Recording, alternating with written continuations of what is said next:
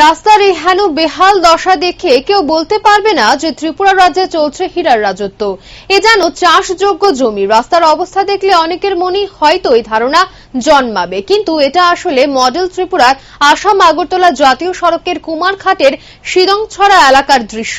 এই রাস্তায় সংস্কারের নামে কাজে হাত লাগিয়েছিলেন RKSCPL নামে এক বেসরকারি রাস্তা নির্মাণ সংস্থা অনেকদিন ধরেই। এর মধ্যে বিপত্তি বাঁধল অকাল বর্ষণে। রাস্তার পিচের আস্তরণ ভেঙে ফেলার ফলে বৃষ্টির জেরে একেবারে জল কাদায় একাকার জাতীয় সড়কে। অবস্থাতে জীবনের ঝুঁকি নিয়ে রাস্তায় চলছে গাড়ি, কখনো বা কাদায় আটকে পড়তে হচ্ছে গাড়িকে। দ্বিচক্র যান চালকরা রাস্তা পেরোতে গিয়ে দুর্ঘটনার কবলে পড়ছেন। এদিকে রাস্তার এই দুরবস্থার ফলে জাতীয় সড়কে আটকে আছে শত শত ছোট বড় গাড়ি।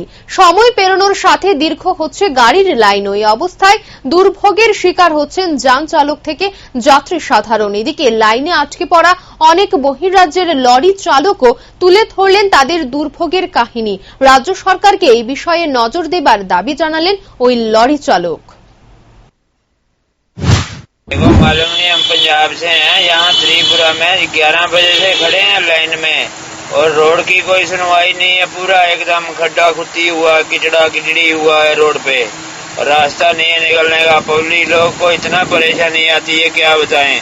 गाड़ी वाला 2-2 दिन भूखा सो रहा है, खाना नहीं मिल रहा है, क्या करेगा, कहाँ जाएगा। यहाँ कोई घर तो ड्राइवर का है नहीं है। थोड़ा गवर्नमेंट को देखना चाहिए कि रोड फटाफट कंप्लीट करवाए तो अच्छी बात है। আমি একটা ধর্মনগর থেকে যাইমো কুমারঘাট। ওইখানে রাস্তার যে হার, রাস্তাতে বাইক ঘোরা তো দূরে, বাইকের টাকাই ঘুরে না।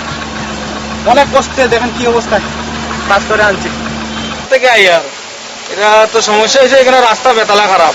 এখন আছে আধা ঘন্টা 1 ঘন্টা থেকে লাইনও খারাপ, মানে দাঁড়াই দিয়েছি। এখানে রাস্তা কয়েকদিন থেকে বানান না, কাজ চলেন না, তো খারাপ রাস্তা, ফেক বৃষ্টি।